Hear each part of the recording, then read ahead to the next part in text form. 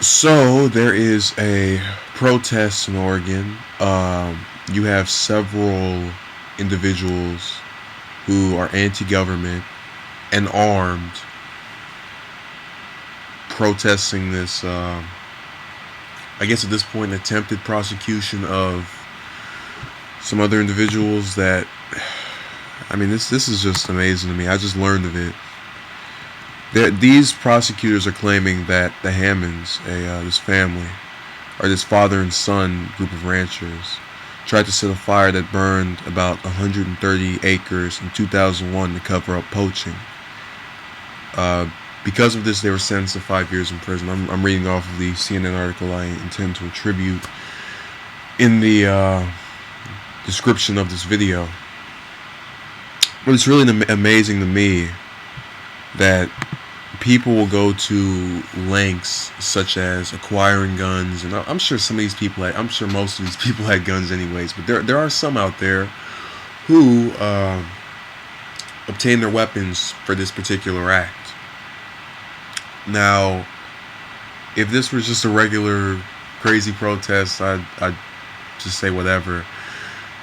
There are actually schools that will not be in session for a week due to this ongoing I don't want to say crisis, but movement. We'll use that word. How effectively it conveys their intentions, I don't know. But that's where I draw issue, because you have children missing out on an education, just things that people should experience, things that they should not be deprived of. And because of this shooting, I'm glad it's not yet. Anyways, they have guns, so we'll pray, we'll hope that they don't get to that. I really hope they don't get to that point. You have the protesters depriving the rights of innocent children. I don't care what they feel about these prosecutors. I'm sure they can't stand them. They think they are out of their mind. They're whack. But you can't just take this education away from these kids. And I get it. They didn't mean to do that. They didn't intend to do that. But they're doing it. You know, they should pick an area. And which, by the way, I can't get mad at the Oregon schools for trying to protect children just because, you know, the San Bernardino thing, and then the LA USD schools closing down my school and others for that one day. All of that is just, you know, out there and really dangerous, and kind of